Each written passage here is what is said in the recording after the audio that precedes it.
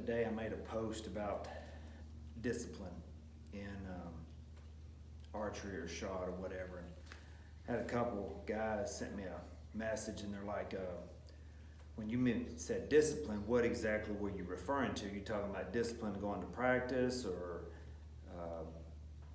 what was your definition of discipline and the purpose? So thought I'd go elaborate a little bit more and explain what I was trying to say about discipline. And if you don't practice discipline, you won't have any when you need it.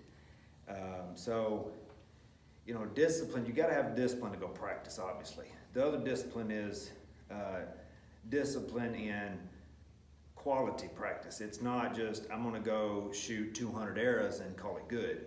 I would rather personally go shoot 20 good arrows, 20 good shots, and whatever it is that I'm practicing on. Maybe it's my release, whether it's just I'm trying to figure out if my bow's tuned good for me, or whatever the situation is. I would rather practice 20, 30, 40, whatever the shots that you feel comfortable with versus just going and doing 50 to 100, 200 shots or whatever that you're able to do. I'm a little older now, and a couple shoulder surgeries don't allow that kind of reps, so I really have to focus on quality versus quantity. But in that particular little video I did was I let down during a shot, and I'd heard the pros, Dan, Levi,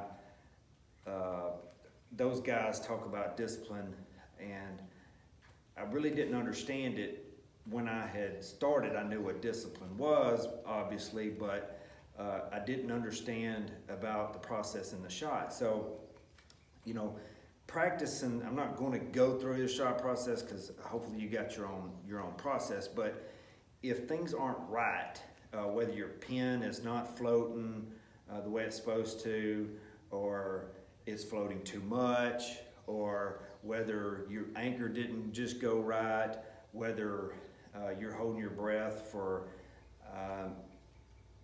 X amount of time frame, whatever your shot sequence is, and you go over that period, in all of those circumstances, you got to have the discipline to let down and restart, okay?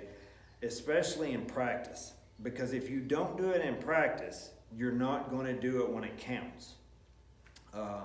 Whether that's shooting paper or whether that's shooting 3D. And you have to have that discipline because, who's going to count that arrow when it's you and that 3D target out in your backyard? Nobody.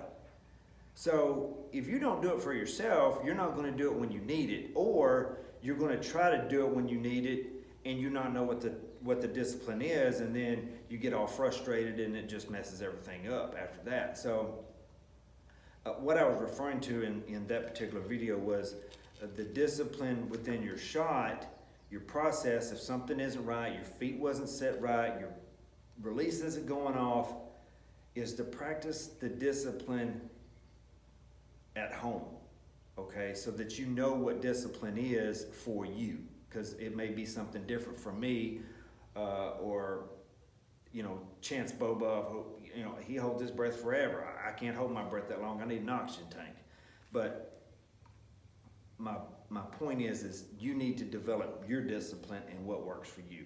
Now, I had a couple hunting guys ask me, well, what are you talking about? Well, it could even go over into hunting, all right? So I'll give you a scenario.